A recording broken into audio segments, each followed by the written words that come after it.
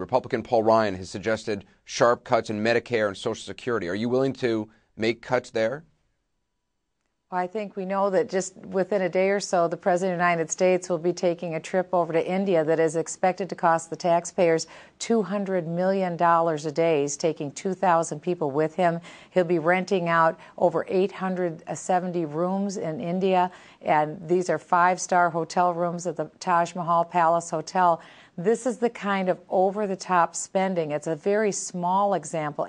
Well, I challenged her on the numbers. I told her the White House says they're wildly inflated. She didn't back down, though, saying, quote, "These are the numbers that are coming out in the press." In 2 days, and I'll be in India at $200 million a day. Have you ever seen the president? Ever seen the president go over for a vacation where you needed 34 warships? $2 billion. $2 billion, 34 warships. We are sending, he's traveling with 3,000 people. But the idea that you're going to take 3,000 people and you're booking over 500 rooms in a hotel and you're taking 40 airplanes. $200 million a day.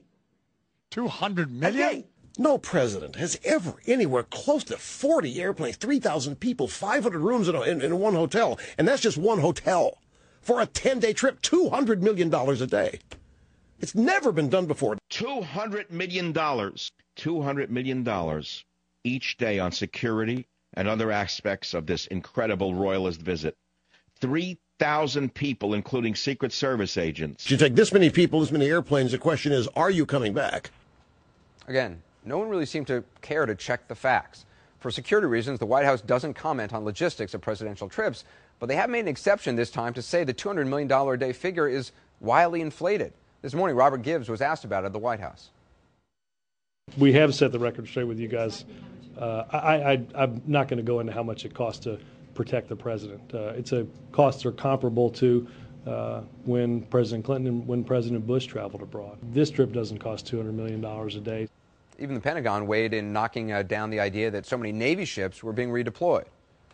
I will take the liberty this time of dismissing as absolutely absurd this notion that somehow we were deploying 10% of the Navy, some 34 ships and an aircraft carrier in support of the president's trip to Asia. That's just comical. Nothing close to that is being done. Let's remember, the war in Afghanistan costs, according to the Congressional Budget Office, about $190 million a day. So the idea that a president's trip might cost more than the war in Afghanistan, that just doesn't make any sense.